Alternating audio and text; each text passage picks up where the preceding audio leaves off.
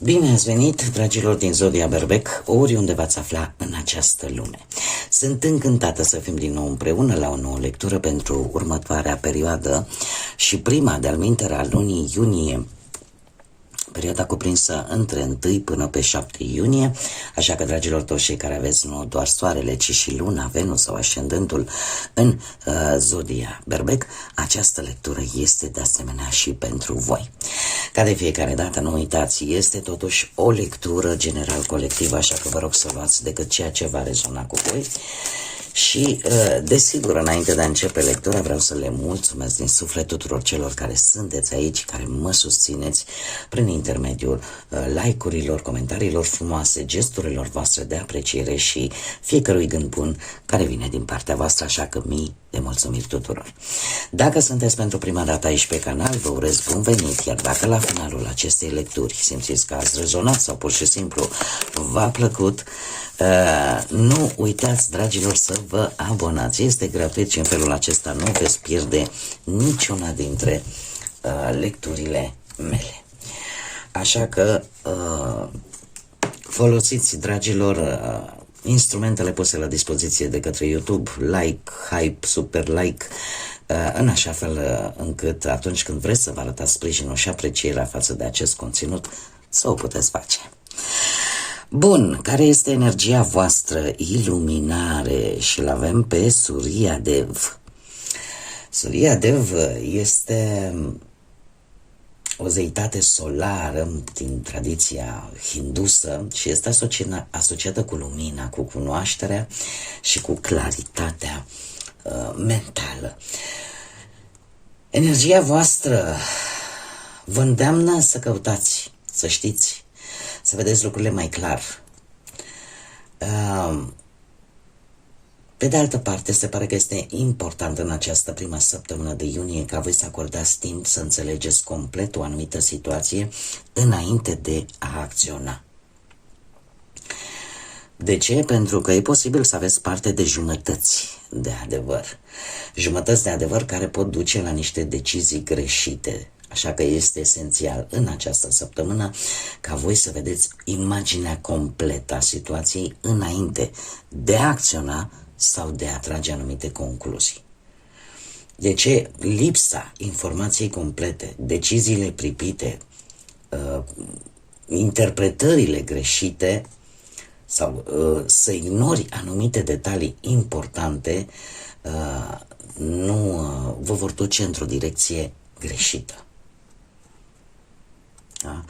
Nu acceptați jumătăți de adevăr. Fiți foarte atenți la detalii și căutați informații, mai ales atunci când simțiți că sau când aveți de luat sau de făcut alegeri importante. Haideți să vedem ce ne spune și tarotul. Ce vine pentru dragii mei din Berbec în săptămâna 1-7 iunie. Să vedem. Atât pe plan profesional, financiar sau sentimental. Să vedem.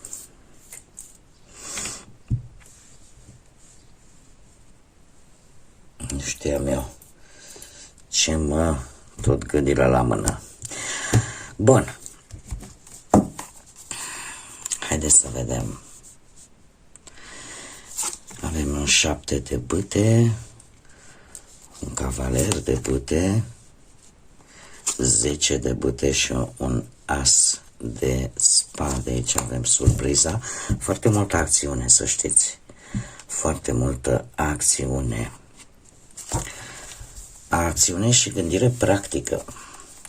Haideți să le și clarificăm.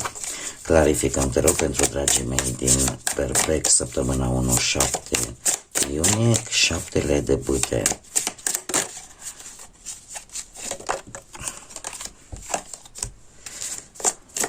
Clarificăm cavalerul de bâte.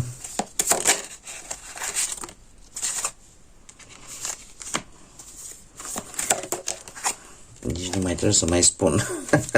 Clarificăm asul de spade.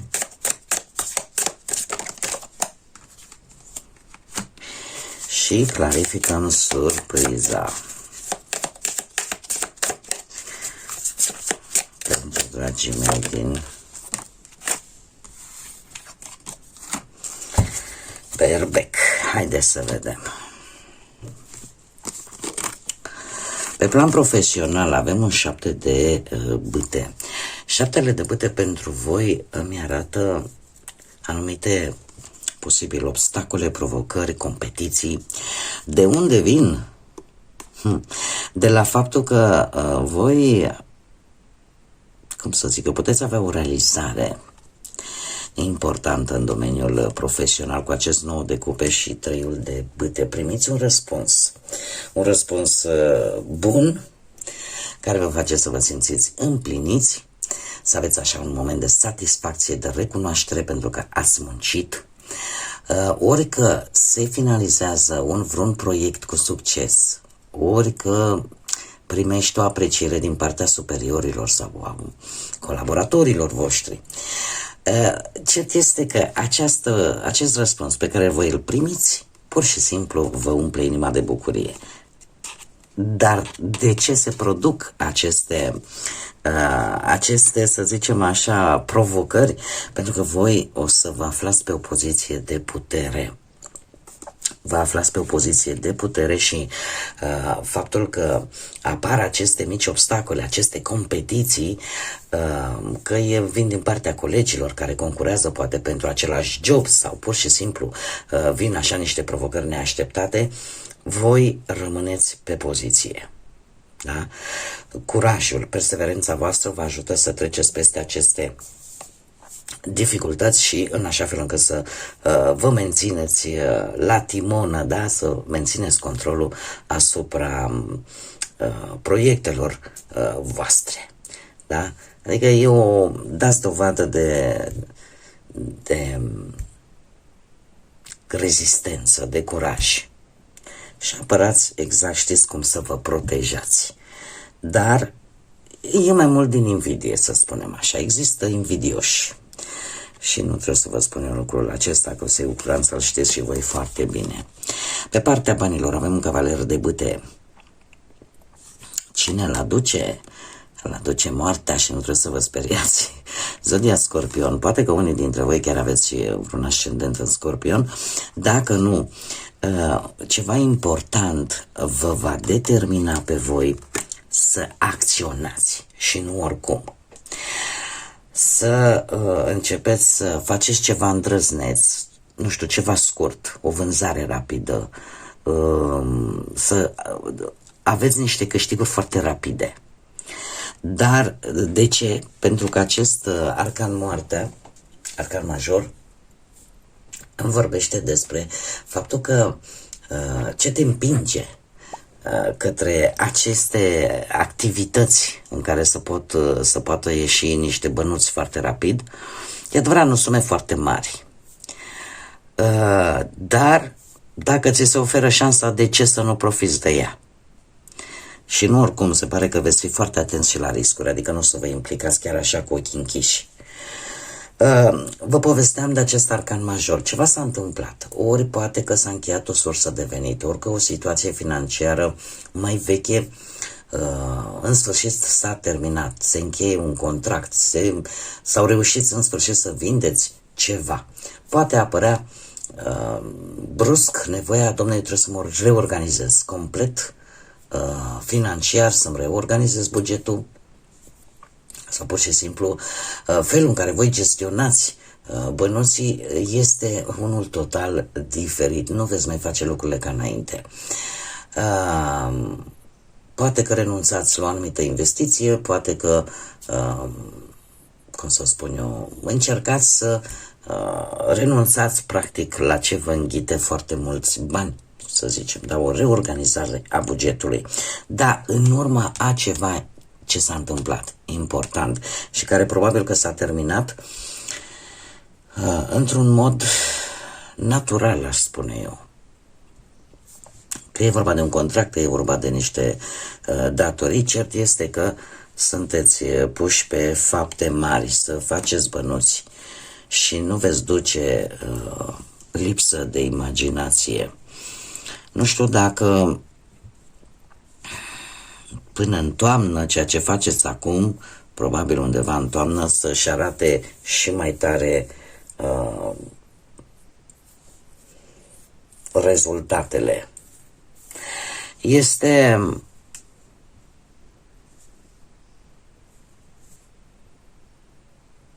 cum să spun eu, sunteți destul de îndrăzneți. Totuși, chiar dacă voi o să vă luați niște măsuri de precauție, totuși nu vă pierdeți focusul. Da? Nu vă pierdeți focusul și încercați pe cât posibil să gândiți un pic vizionar. Adică nu vă gândiți neapărat doar acum. Încercați cel puțin și pe termen mediu.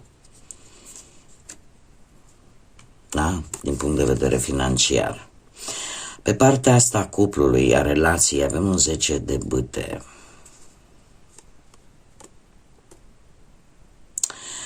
Un 10 de bâte care provine de la un 8 de cupe. Ce nu vă place voi aici și vă îngreunează așa sufletelul, ca să spunem așa? Cred că prea multe responsabilități. Acest 10 de bâte pe partea relației îmi vorbește de un moment posibil de presiune, un moment în care simți că responsabilitățile tale sunt mult mai mari.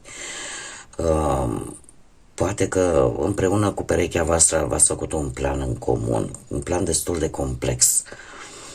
Sau poate că a trebuit să gestionați anumite probleme în familie și știți cum e, că e nevoie de cooperare, e nevoie ca sarcinile să se împartă. Așa cum se spune, nu? La bine și la rău împărțim împreună. Asta pentru a se menține cumva armonia în cuplu. De unde vine această stare de apăsare în relația voastră de la acest 8 de cupe? Un 8 de cupe în care voi se pare că v-ați cam distanțat în ultima vreme și, sau poate dacă nu v-ați distanțat, pur și simplu voi, dragilor, ați trecut printr-o reevaluare a relației voastre. Faptul că parcă simțiți că nu mai primiți ceea ce voi aveți nevoie. Există anumite necesități pe care voi le simțiți lipsa. Poate că de multe ori unii dintre voi evitați conflictele, preferați să plecați fără să dați nicio explicație și nediscutarea totuși a acestor situații la un moment dat nu va duce către o direcție bună. Aduce la acest 10 de bâte. Un 10 de bâte în care efectiv simți că duci prea mult, că ții o povară de responsabilități în spate, care îți aduc stres, îți aduc tensiune și nu numai ție, se transmite și la celălalt. Și atunci apare această tensiune între parteneri și simți câteodată că porți tot greu în relația voastră, iar asta te epuizează. Logic, te poate epuiza. Așa că e nevoie de cooperare, e nevoie ca voi să vă împărțiți în primul rând sarcinile de zi cu zi, dar în același timp este nevoie și de o discuție sinceră cu partenerul vostru despre nevoile și limitele voastre. Pentru că acest lucru să fie înțeles și depășit în același timp. Mergem mai departe. Pentru cei care sunteți singuri, aveți aici o clarificare vis-a-vis de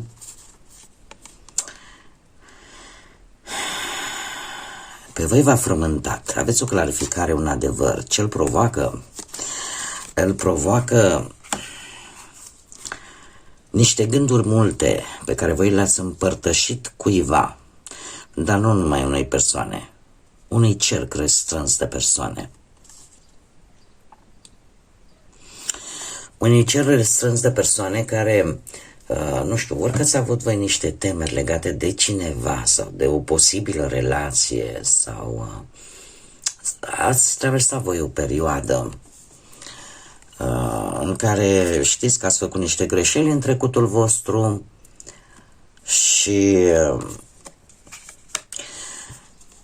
nu știu dacă ați cunoscut pe cineva prin intermediul unui prieten, amici, oamenii în general, cercul apropiat vouă.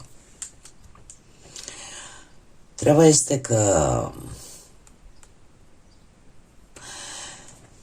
sunteți destul de serioși, ca să spunem așa, și voi, înainte să vă, sau cel puțin poate asta v-ați propus, domne, eu nu mă implic emoțional prima oară, mai bine tatonez terenul și văd eu dacă se formează ceva pe parcurs. O gândire de-al minteri deloc grea, predictibilă, vă ajută mult să analizați mult mai bine și pe celălalt, doar că se întâmplă ceva cu acest doi de cupe. Știi cum e cu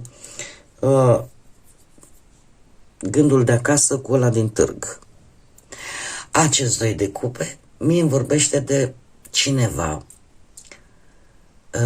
ori există cineva în cercul vostru de prieteni pentru care voi, ori eu cred că mai degrabă e o chestie reciprocă, se formează ceva mai mult decât o prietenie sau se trece la un alt nivel, de la prietenie la o conexiune. Așa că acest as de spade îmi vorbește de o perspectivă cu totul și cu totul nouă asupra unei relații sau unei decizii. Cumva voi parcă vă dați seama că celălalt sau chiar voi vă doriți un alt tip de relație. Începeți să vedeți lucrurile mult mai clar. Începeți să vedeți lucrurile mult mai clar. De ce? Pentru că este ceva foarte promițător. Posibil chiar să aveți o întâlnire care să vă aducă, vă dați seama de fapt că sunteți compatibili. Și în general așa, lucrul ăsta scoate un adevăr, poate chiar să vi se confirme acest lucru. Ceea ce voi simțiți, pentru că este reciproc, se simte la fel. Dacă nu vorbim de cineva care trece din faza de prietenie într-o altă fază de relație, posibilă relație, atunci putem vorbi de o persoană pe care o cunoașteți prin intermediul unui grup de oameni. În general, oameni care sunt în jurul vostru, în cercul vostru intim. Surpriza săptămânii, nu cred așa ceva. Surpriza, aici avem un as de pâte, unde e, Doamne? Aici avem un as de spade și la surpriza săptămânii avem un as de monede alături de un 6 de spade. La o călătorie, dragilor, veți obține, vi se va deschide așa o șansă fabuloasă, dar va depinde foarte mult de voi cât de bine veți profita de această șansă. În mare parte este legată de bani și e ca o oportunitate financiară, da? De care va trebui să profitați. Cum o veți face depinde foarte mult de voi. Dar această șansă, așa cum am mai spus, ori o veți obține la un drum, într-o călătorie, ori cu acest 6 de spade aș spune că în sfârșit veți reuși să depășiți, să vindecați, să faceți acea schimbare pozitivă care să vă ajute să treceți peste anumite dificultăți. Că ele sunt pe parte profesională, materială, sentimentală, aici rămâne de văzut. Fiecare adaptează. Cert este că surpriza săptămânii, într-adevăr, vine cu lucruri bune și aș spune că după o perioadă de conflict, de tensiune, în sfârșit vine o perioadă mai calmă și, așa cum am mai spus, chiar și o călătorie. O călătorie poate chiar mentală, nu neapărat fizică, că în sfârșit lucrurile parcă încep să se așeze și, pozitiv pentru voi. De aici avem și această energie de iluminare. Haideți să vedem și ce mesaj au florile pentru voi, dragilor din Berbec, săptămâna 1-7 iunie.